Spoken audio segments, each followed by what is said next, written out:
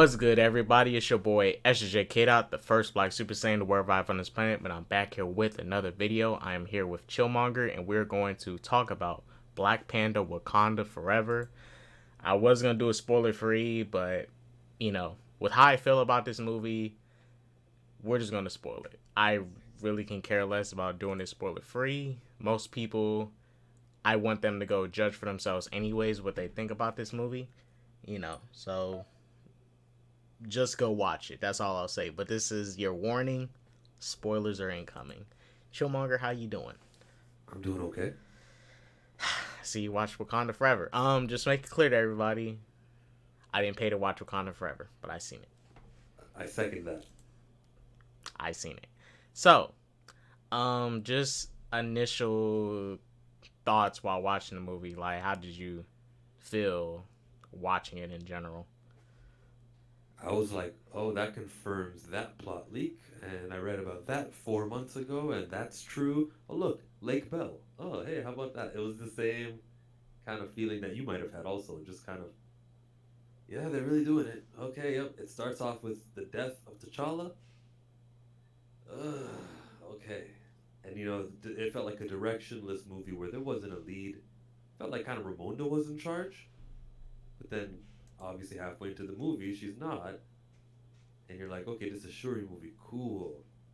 How the hell did Shuri, like when Shuri did that thing where she punched the mannequin and it went all the way far away, where she punched something, it was a Black Panther suit, yeah. She punched one of the Dora Milaje's suits. She punched a Dora Milaje suit after she was in the ancestral plane and she talked to Killmonger, and that was a cool surprise. Yeah, and look, for this, I'm gonna just get my likes out the way. Go ahead and just get my likes out the way. I can't really speak much about the visuals because what I've seen does not really reflect the visuals. But I'll say this: the cinematography of it, the camera work, this was solid. The tone of it, I did like the tone. There was, slight parts where the MCU jokes and stuff come to make things like it kills the tone. But it wasn't like Shang-Chi bad where a lot of the jokes uppercut a lot of serious moments. But other than that, I did like the tone. I thought it, in compared to Black Panther 1, it was very similar in tone. Very taken very serious. Still, had some fun moments in it, but it was still a very serious film overall. Namor, even though I think he's a Killmonger 2.0, I liked him. But I thought he was a Killmonger 2.0 when it came to motivations and why he's doing what he's doing. His enemies call him Namor. What did you call him? Namor. When he said his name, introduced himself, I am Namor. Alright, cool. The next time Ramonda, she's in the throne room talking about him, she calls him Namor. You weren't listening? He said Namor. My name is Namor. It's 2 syllables. Come on, Queen Ramonda. Get his name. I think maybe that might be the joke of how his name is going to translate to people going forward. Like he's gonna have to keep telling them like it's Namor. No, Namor. Wait, he won't say that. He said my people call me Kukul Khan. Yeah, it's my enemies who call me Namor. Right. So like if you automatically go by, or if I must use what his enemies call him, all right, then you are an enemy. Of course, he's gonna want to fight you. You keep calling him what he told you his name. First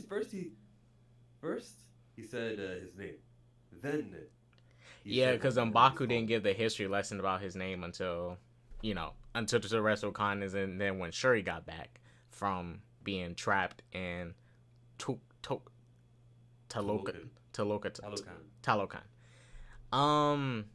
Queen Ramonda, just get another like out the way. She carried this movie. Her acting was phenomenal. It was amazing in the context of what this story was. And I'll take that over to my dislikes. But in the context of what this story was, Queen Ramonda, her acting, her emotions, everything worked in the context of what this movie is and what is being portrayed to us. But,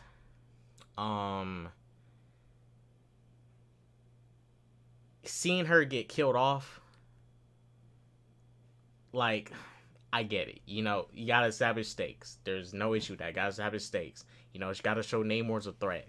But, like, Really? this movie for that? Didn't we already have the lead character die? Didn't we already associate it with the real life death of an Right. actor? I T'Challa feel already like died enough. Shoot, if you have to establish any more stakes by killing off your main lead hero of the franchise, the star of the franchise, I mean, what more stakes do you need? Yes, you understand that Chadwick Boseman passed away and why someone would come to a decision of doing this, but still, like, come on. with Ramonda dying, you would have to imagine Angela Bassett had prior commitments. She can't be part of the franchise anymore. But even then, death though, why is that the first option? Why can't we go to who's the next character? Shuri? Sure. All right. With Shuri, I don't hate the character. I could feel that the actress had an accident, had to leave the set. They filled in other parts. That's probably where they filmed. You know where M'Baku comes off into the waterfall. Hey, I'm M'Baku from the Jabari tribe. No one will challenge, and Shuri's away. I think that was probably filmed because Letitia Wright couldn't be there. Right. That definitely felt like that. And I'll say this about Letitia Wright Shuri. Shuri, to me, I don't think she's a. I don't dislike Shuri as a character. It's just in the context of this movie, right? Yes, I can see how she can work in this sense, but coming off of Black Panther 1, this is a very rushed arc for this character because one, um, if you're gonna make her Black Panther, doesn't need to happen this soon. Two, Letitia Wright Shuri has not grown up enough for us to like really see her in this role, her character. You know, last time we seen her, Infinity War, she was helping the Avengers and stuff. Take the Mind Stone out of Vision and all that. But we never really seen that much development of her. And you after this, she has. I don't think she's really developed that much. It just feels like she just forced and ushered into this role just for the sake of, because they don't want to recast T'Challa. Mm-hmm. Clearly. Because and this is when I was watching this movie, they literally could have still used a T'Challa for this movie, because the reason this stuff happens in this movie is directly because of T'Challa's decision at the end of Black Panther 2018 when he decides to open up the world. And for the first time in our history, we will be sharing our knowledge and resources with the outside world. And this is my other issue with the film. This movie would have been so good if it was T'Challa dealing with the ramifications of him as a king, of what his decisions could cause. And now Shuri and them all have to deal with it. This would have been a perfect movie for T'Challa. Him dealing with, every decision he makes as a king is going to have huge ramifications, and we've seen that. Yeah, You that like, was the Chala's speech that Queen Ramonda gave to the UN. That was totally supposed to be him. yeah, it reminded me of that comic panel when T'Challa told the I think it was the U.S. government told one of the world powers, your world is not your people are not ready for vibranium. He told them you're not ready for it. You are not cultured enough. You're not prepared for it, and you're just too greedy and evil to have this power. They basically gave Queen Ramonda what T'Challa was supposed to be like. And not saying, if T'Challa was more strict about the vibranium being shared, it doesn't it doesn't hurt his character. It just shows that, while he does want to help improve and make the world a better place, he still needs to have restrictions for his country to help protect it. Just sharing vibranium, because we've seen what the US would do if you give them power. We know what they would do once they get vibranium. But Valentine in this movie, she said it would be what, Christmas. It would be sweet Christmas if the US got vibranium. She wants them to have vibranium. It was cool to see her because I didn't expect to see her. And what she and the Everett Ross had a relationship prior? What's going on Yeah, here? there was so it seems like they was married prior to this, obviously prior to this movie, That and they're feels just like Star exes now. Wars, how everything is related to Tatooine. We all characters have a relationship with Tatooine. That just felt like you didn't need to connect those two. It's fine. The Marvel universe is very vast. They don't all have to know each other. I think, okay, I'll say this about Valentina and Ross. For me personally, Ross, had a good amount of screen time, But every time the movie kept cutting away to Valentina and Ross, and Valentina just trying to slowly reveal that, yeah, I know you was talking to the Wakandans. Yeah, I had your whole bug tapped. I know what's going on. It's like, you know, you want the movie to focus on Wakanda, and I don't think this movie even touch upon the Wakanda enough. Like again, like showing us more. We should was shown more of to Talokan, a lot of Talokan, and we Yeah. even got to see a good section of where they stay at, and that's a little mini sun they have that gives them light under their little kingdom. But Wakanda felt neglected yet again. Yes, the Wakanda was a big player in it, but like seeing it, exploring it, because that's why I wish the first Black Panther would have done. Explore Wakanda. I'm not saying give us a whole tour of Wakanda, but show more of the landmarks and stuff. There's more to Wakanda than just uh that little city, because they showed us where the Jabari stay at, and they're technically connected to Wakanda. They showed us so much different stuff, but this movie, we just saw Wakanda in the mountains where the Jabari stay at. Jabari win. They get their land expanded on, but not really everywhere else. Um, Okoye, real quick for Okoye, because I want to knock the characters out the way. I I like knew it was Okoye. coming. I knew her little demotion when it started, and I saw her standing there. I go, "Ooh, she's about to And you get." know what? I this is what I like. It does make sense because of what she did in the first movie. It's like, okay, I can see it, but then and but I liked her acting in that scene. I liked her breakdown, and her slamming the spear on the ground and saying and giving it up and just saying, like she just accepted it. She didn't push back too much. She did push back, but she still respected the queen's wishes and just stepped down. But the acting between both of them was something powerful in the context of this movie. Mhm. Now, I don't like how there was all this stuff is happening because of the predicament we're in, but in the context of this movie, that stuff was good. And you saw Wakabi's dad was like, she was gonna kill her own husband for Wakanda. They brought up Wakabi, and I was like, yeah, where is Wakabi? I think when the flood happened, if the prisons got flooded, Wakabi might be floating. He might Nah, be he's from the floating. border tribe, so he knows to swim. Can he breathe though? Yeah, Oh, he might not have those gills. Uh, but yeah, we got pretty much. Oh, Umbaku. We could definitely got to talk about Umbaku, Mbaku. the one black male representation on the class. Now, look, everyone knows I don't need to see someone.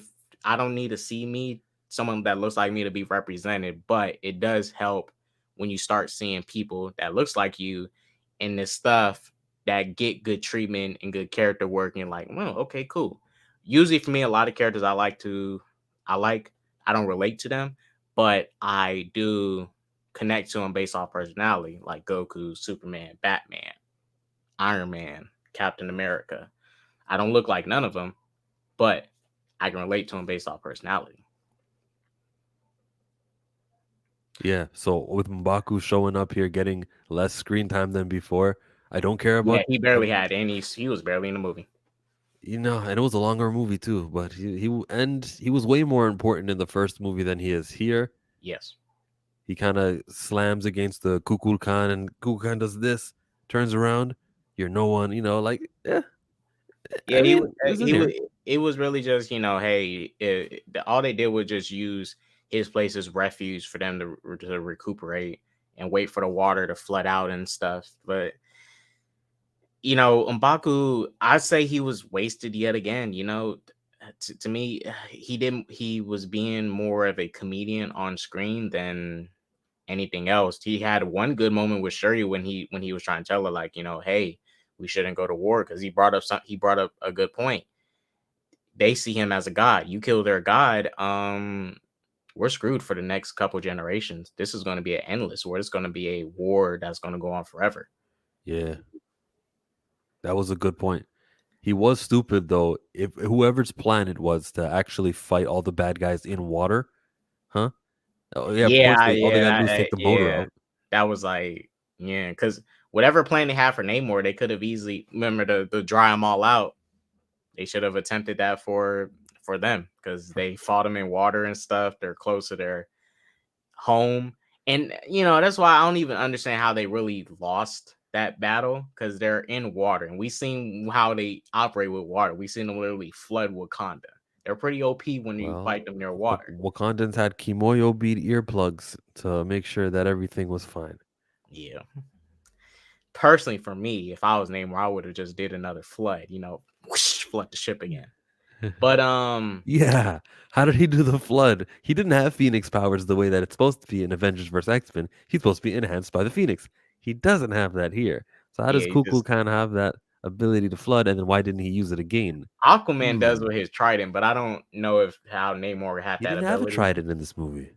Yeah, well, I'm just saying that's something Aquaman can do. Like he can cause a tidal wave and stuff. Namor, I mean, he just did it. I guess he talked to some water god, and the water god just flooded it. Has to be that. I don't Makes know what it sense. was. I'll take it.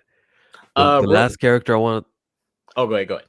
Riri, is supposed to be 15 years old, and her being an MIT is an outstanding achievement because she's so young. Here they aged her up to 19. Is it because they want to have her in a relationship in the future?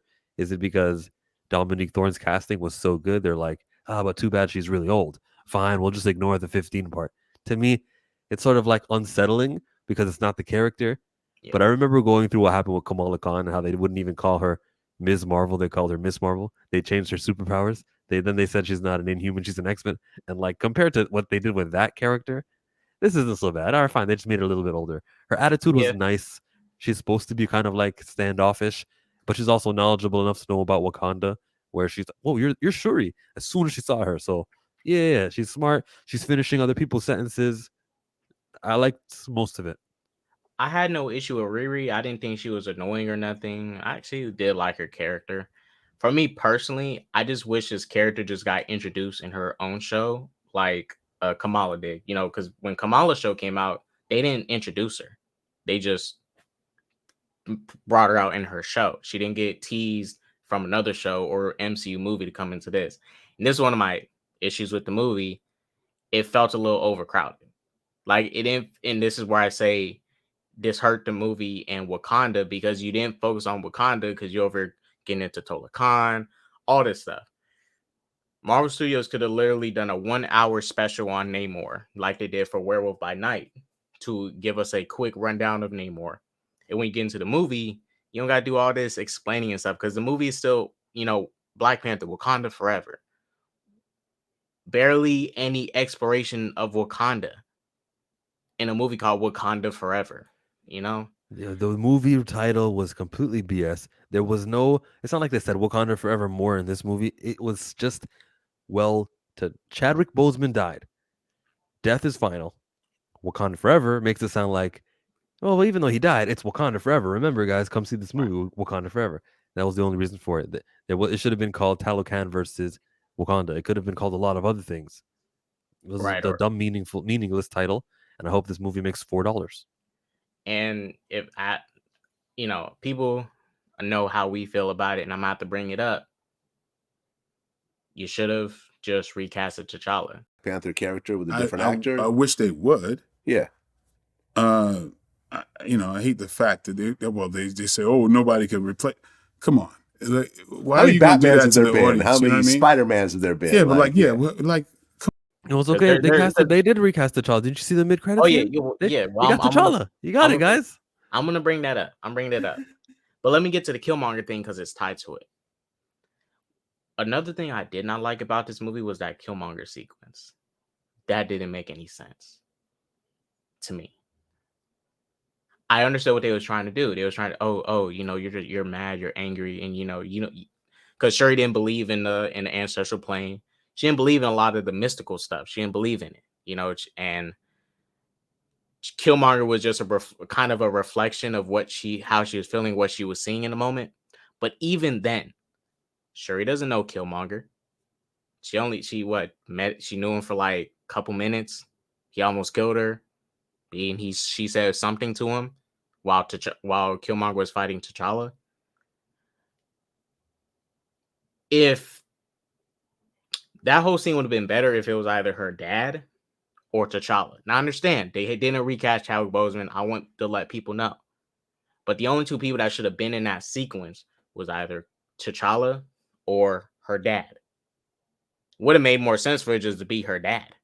Because you can still do the same exact thing that is needed, but still have Shuri at the end of it be so mad and angry that she doesn't want to listen to what her dad has to say. She's like, you're just tell her dad You were wrong. you're wrong. You're speaking nonsense. Yeah, I T'Chaka need didn't to want to do have this. another kid tell her he was wrong, so he's like, "Nah, pass.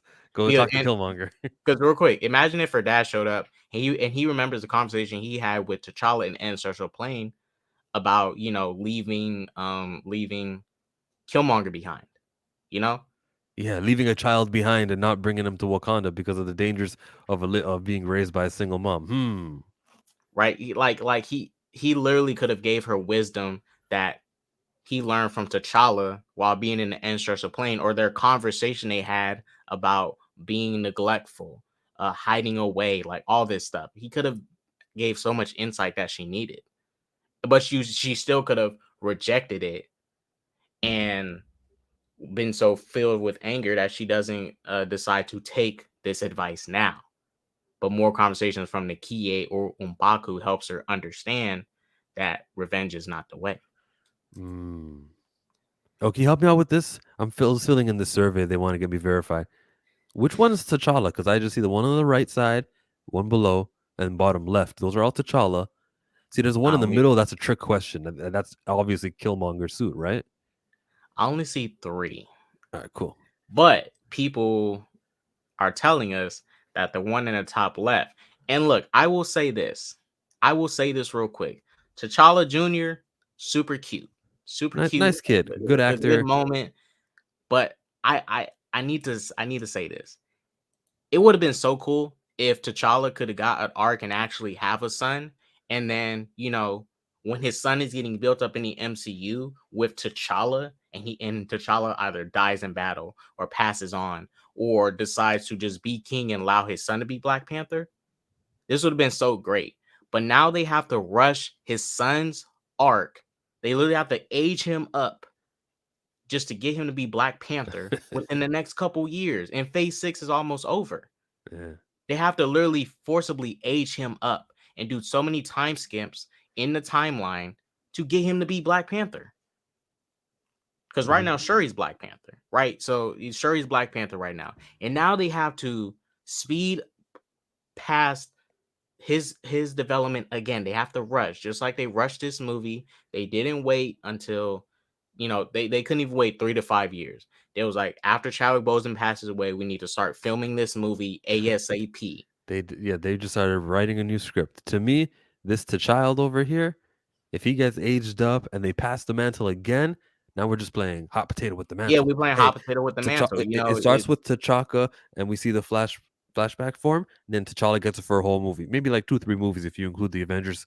And then we bring it to Shuri. She's the Black Panther. Cool, Black Panther Shuri, and you're telling me that's permanent as well. And then it's going to the T'Child.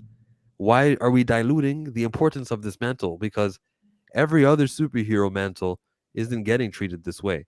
Yeah, If it's any, not getting flip flopped and no, the Batman identity. It doesn't just hop to Nightwing. It doesn't just hop to not in the Jason Todd. movies. It doesn't just hop to Tim Drake.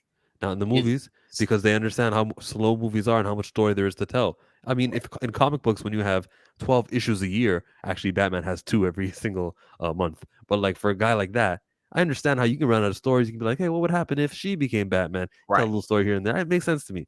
In movies, no, like you only give $200 million to this thing every to 4 years. yeah. And I seen some people say, well, they recasted T'Challa. They gave you T'Challa. T'Challa Jr. is not It's T'Challa. not T'Challa. That's not the Same, greatest superhero. But do I same, gotta change my language now? I can't say T'Challa anymore. I have to say I need that superhero. Like, do I gotta be slick about it because right. there's wordplay and stuff? And it's not even the studio saying this stuff to me. It's fans on Twitter. The studio executives, they barely speak about the recast conversation. If we get anything, it's always from the fans who are like, "Be quiet, you're trying to choose the story, aren't you?" Or "You wanted an immediate recast, didn't you?" Huh? Why are you starting with these like things that I don't even agree with just so you can be right? And saying T'Challa Jr. is T'Challa is like saying Damian Wayne Robin is Bruce Wayne, when no, they're separate people. Even You know, Terry McGinnis, who had his whole life recreated to match Bruce Wayne, it's not he's two still not Batman. Bruce Wayne. He's You not. He's know, not the Batman that we all know. right? Another example, real quick. John Kent, son of Superman, son of Clark Kent. He's not Clark Kent. T'Challa Jr. still isn't T'Challa. You know, when people say recast T'Challa, they meant T'Challa, not T'Challa Jr.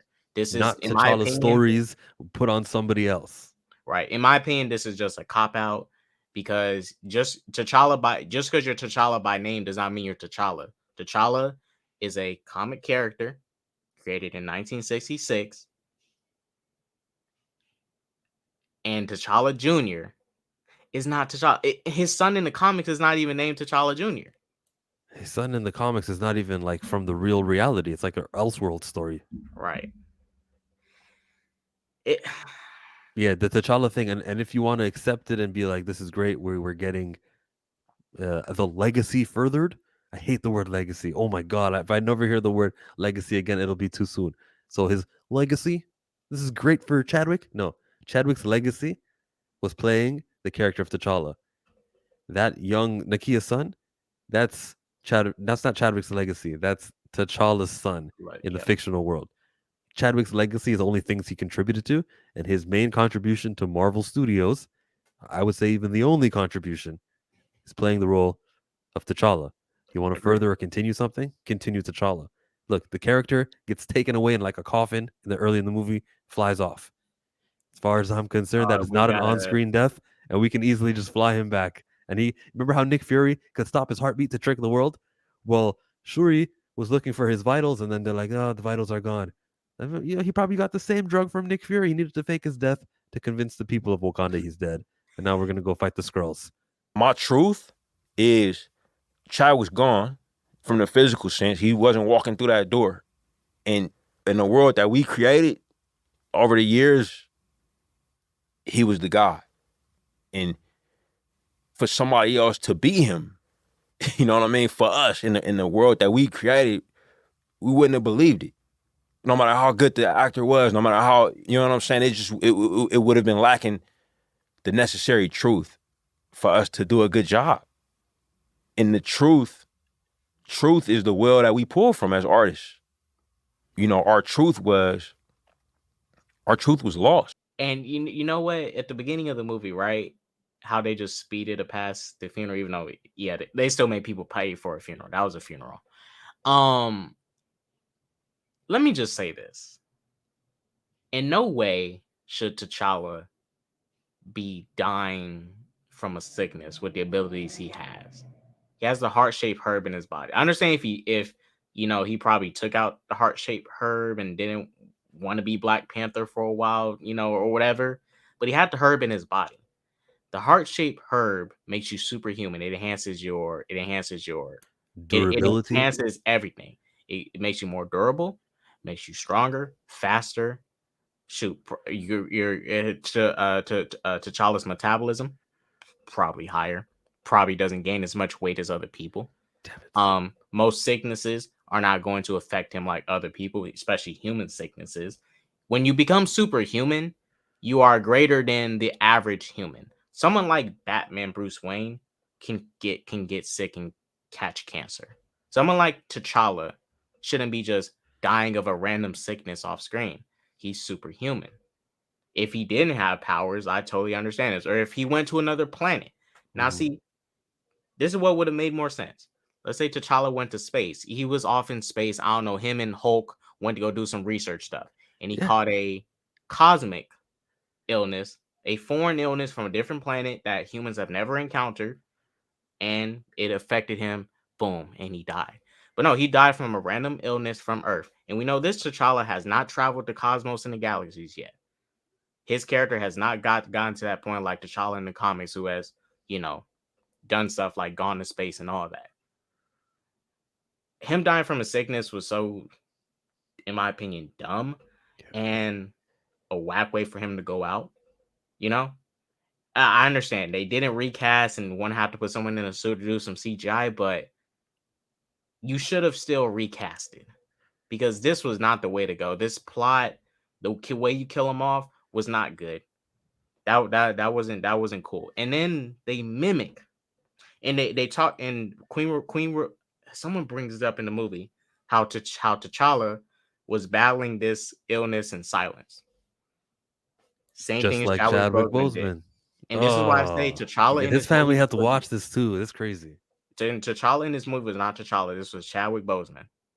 This was Chadwick Boseman in this movie. And when you have, and mind you, we come here to escape from the realities. You put so much reality into this movie, and I'm not saying you can't talk about real life things, but the way they did it here, no. If you wanted to handle something like this, do it the way Vin Diesel handled Paul Walker in Fast 7. Fast 7. If you remember when you watched that movie, nor in the movie did they try to kill Brian, or try to show Brian dying in a car crash.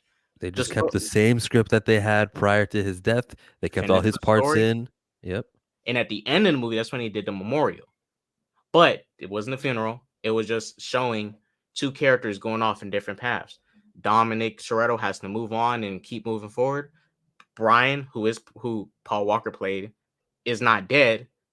But just like in real life, Vin and Paul Walker are in two different paths. Paul Walker is left and went on to whatever afterlife he's in.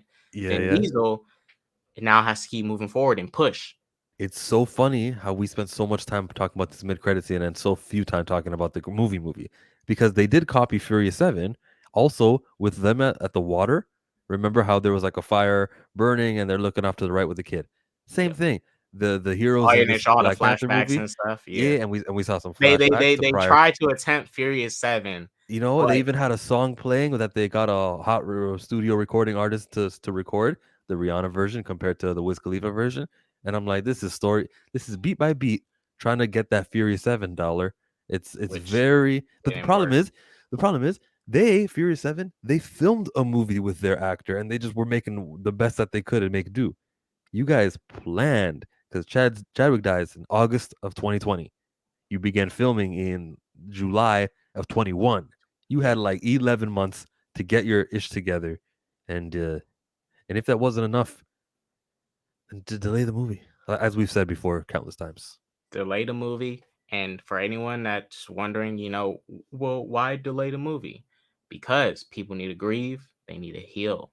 In my opinion, when I look at this movie is like running a track race on an injured leg. You wouldn't do that because that's dangerous. You need to heal first before you start to continue. Doing anything under any steep emotions without actually thinking logically about something is not going to come out the way you need it to. In this movie, everything should have been pushed back. Recasting, push it back. Filming, push it all back, because the MCU, just like Marvel, has so many different characters they can use. They have hundreds of characters in their comics. You could have gave us a Daredevil movie, Daredevil show, which is coming, Elektra TV show, Wakanda spinoff set during the blip, where they're trying to, where they're trying to fix Wakanda, and keep it safe while their king is gone and so many other people are dead. Yeah. Luke Cage show, Iron Fist TV show, Ironheart TV show. Like, so many different things that came out within those 3 to 5 years that would have gave everyone a good enough time to heal. Marvel Studios literally forced this cast and crew, I don't know whatever contracts you're in, to start filming 11 months later after Chadwick Boseman passes away. It's like, yo, you need to film this movie. You need to do it. Like, they all was forced to do this under whatever contract. I mean, we seen a guy who played Wakabi. He didn't come back. But, they all rushed to do this. This is rushed. Yeah. And as quick as they recasted Thunderbolt Ross, William Hurt, for them to pull this whole, hey, we didn't recast because acknowledge the devastating loss of a dear friend and member of the Marvel Studios family. Chadwick Boseman was an immensely talented actor and an inspirational individual who affected all of our lives professionally and personally. His portrayal of T'Challa the Black Panther is iconic and transcends any iteration of the character in any other medium from Marvel's past. And it's for that reason that we will not recast the character. However, to honor the legacy that Chad helped us build through his portrayal of the King of Wakanda, we want to continue to explore the world of Wakanda and all of the rich and varied characters introduced in the first film. Writer-director Ryan Coogler is hard at work on the sequel now and will bring the film to you in theaters July 8th, 2022. Chadwick Boseman trends, it's like y'all don't even respect the aspect of death with these actors. There's no consistency. It's pick and choose with the dead, with these dead actors and stuff. I think it'd be more respectful if they had a consistent, you know, something consistent. For example, we're not going to recast none of our actors that passed away because we want to respect them. Or if that was their policy industry wide, or I mean studio wide, sure. Or we're going to recast and continue. Me Yeah. personally, I think you should recast and continue. Always. Preferably, recasting is better because I'll give a quick example. Star Wars, The Mandalorian Episode 8. Yeah, it was cool seeing Luke again. But that CGI Luke, is it really worth it? You could have got Sebastian Stan to literally beat Luke Skywalker, a real person that looks like Mark Hamill. Instead of getting a weird CGI mess that's like not even that's not even real. It's something artificial and it's just fake. When you get something real that can come off more authentic, you know? Uh-huh. But Wakanda Forever, I think this movie's average compared to the first, like super average. The score was okay. I listened to the album, super mediocre compared to Kendrick Lamar's album, amazing album from the first movie. Namor, as cool as he was portrayed, I'm not a huge fan of the mixing so much of a culture into the character. It's like, there's Hispanic characters in these comics that you could have gave this actor to be and just bring them out, I'm not saying Namor had to be white, but you can do what, for example, what DC did with Aldous Hodge's Hawkman. They just made Aldous Hodge Hawkman. They didn't try to say Hawkman go around like I'm a proud black man. Like, no, he's black, but he's still a hero. He just happens to be He just happens to be Hawkman. Same thing with Jim Gordon and the Batman. They didn't really try to acknowledge he was black. They just acknowledged he's a police officer, that's trying to do good. That just happens to be black. Like, I think what bothered me more about Namor is that you have to interject something else into his character just because of the actor, when it's like you can just be normal and just make him the character and just act as if. Which is why I'm not calling him Namor, none of that. He was the Kukul Khan in this movie. That's why he's gonna go by that. Right. Because it definitely wasn't a Namor. It was a Kukul Khan. He, and like I say, he was cool, but to me, Namor was just Killmonger 2.0. There's literally the same villain again. We need to attack the world before they attack us.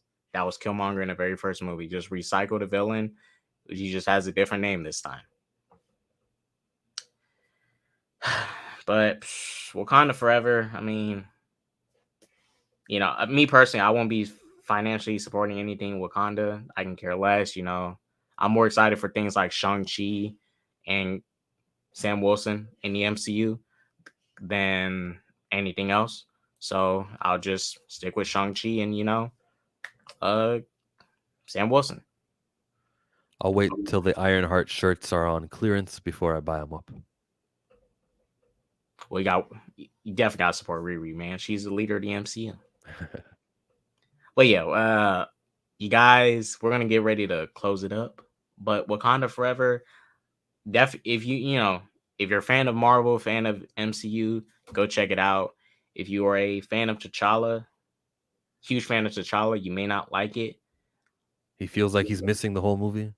Yes, and you see that. T'Challa was definitely needed in this movie because this was literally his story, and you could have put him in here and recasted somebody. But like I said, just make it clear for both of us.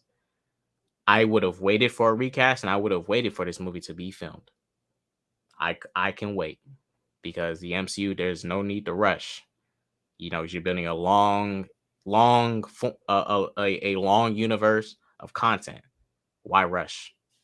If you know you want to do this for more than 50 years. I think Kevin Feige said in a recent interview or something, he wants to stretch the MCU like more than 50 plus years. He wants it to be like the comics. You know, he wants to extend it. He wants to take it No, somewhere. it's not the comics. You got to take advantage of what you do have in real life and what you don't have. No, don't do that. Come on, now, Kevin. Think smart. Reboot eventually. I'm not saying reboot this year, but Yeah, and in a yeah, decade, eventually reboot. they're gonna reboot probably like 10, 15 years down the line. But I'm Yeah. hoping. I think that reboot is gonna be the only time we can actually get a T'Challa done by a director in 3 movies with a good story properly. Because now we lost a T'Challa trilogy. We're not going to get T'Challa stories. And just because you put T'Challa Jr. in place for those T'Challa stories does not make it the same. If putting Robin in place of Batman in a Batman comic doesn't make that a Batman story now. That's just Robin using assets of Batman to create a new Robin story. Yeah, I'm for the fictional biography of T'Challa being told through T'Challa, not somebody else. Right. Killmonger. And oh, yeah, we got to definitely grade this. Give it a grade. It's hard for me to give it a passing grade because I hated watching it. I'm not the go-to. I'm like Lupita Nyong'o. I was biased. Yeah, I'm F. not gonna lie, I was too. And mind you, I had no tears come out of my eyes and it's really I'm just like they're really trying to emotionally manipulate me into crying. Yeah. They think they're doing good, but they're not. Like, no, you're not gonna make me tear up. Like, I got no sympathies for them killing off a important character of this important character. You know, you just take away a bunch of positive representation for Black boys who need to see positive male figures for them to, you know, help build their character. And not just in fictional, real life too. We especially need role models in real life. And I'm not just saying we're just rely on fictional people, but but sometimes these fictional characters can do something to help us change our outlook on life. All right, you guys. Sorry if I'm being a little negative in this review, but just to make it clear, one of the worst written characters in the MCU, which is Hulk, has one of the worst written character arcs in the MCU. Even he, with all the mess that surrounded around him, he got to do one of the most epic things in this universe, and that was literally bring back half of the population. You know? Now his arc is still continuing, you know, because Marvel, just like the comics, keeps going. And these characters keep going. They really don't stop. They either, you know, take a break or do some type of reboot, but they always keep coming back because these characters are so popular and we love them. The last thing we see of T'Challa in the MCU is one, he stands at a funeral, and two, he runs with a glove.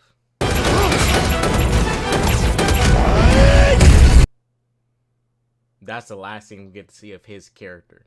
Marvel's most important Black character.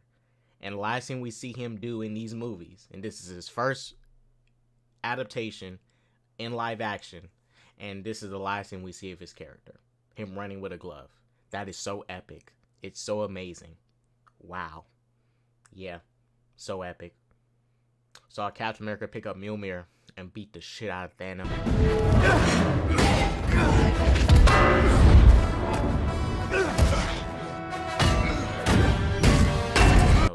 Which connected back to Avengers 2, which they set up. We see Iron Man snap his fingers and kill Thanos' army.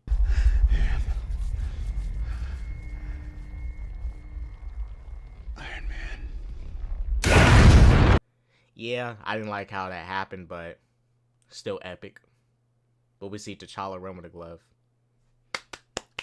So epic.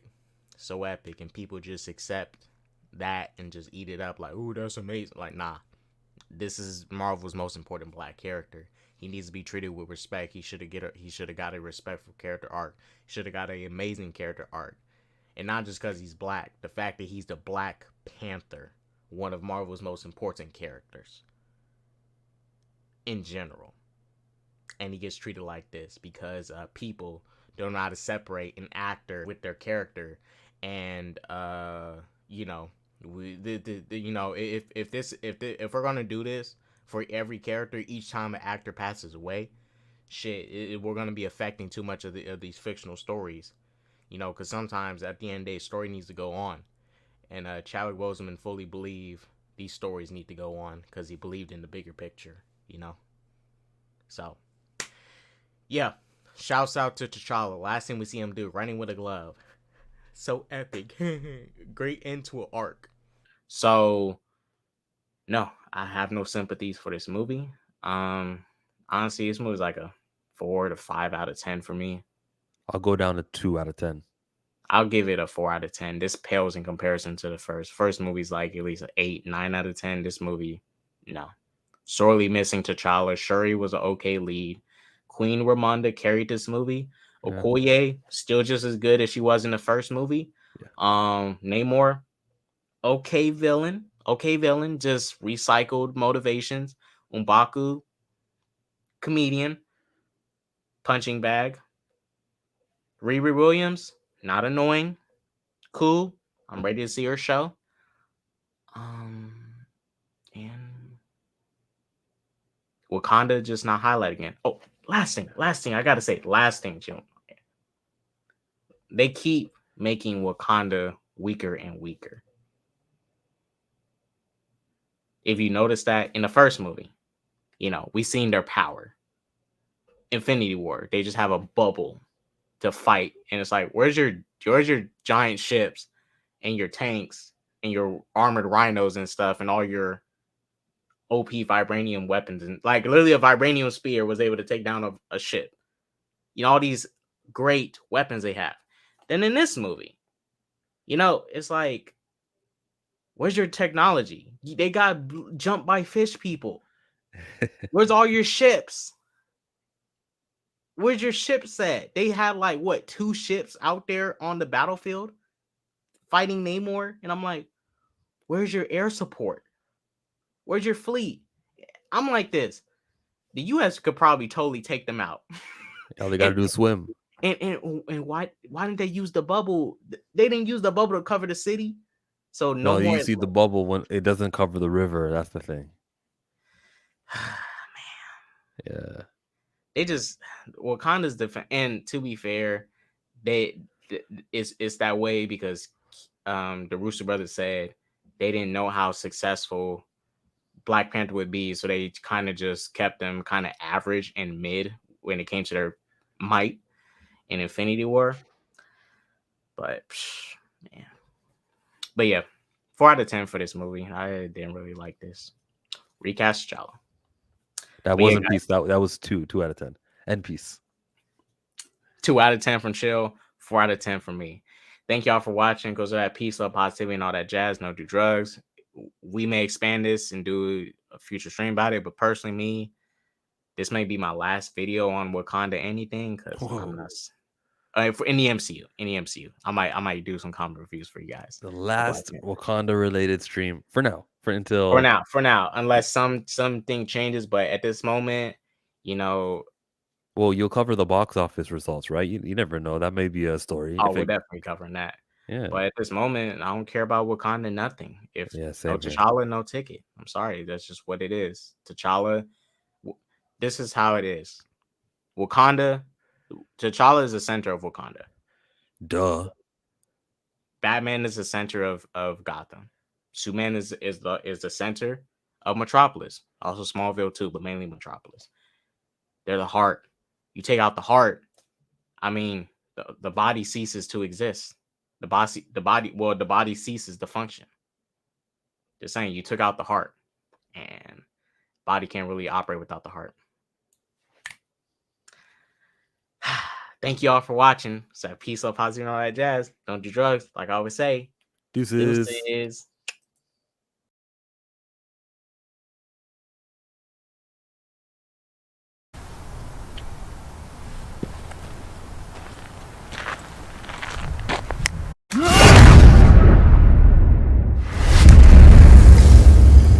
What did you do? What did you do?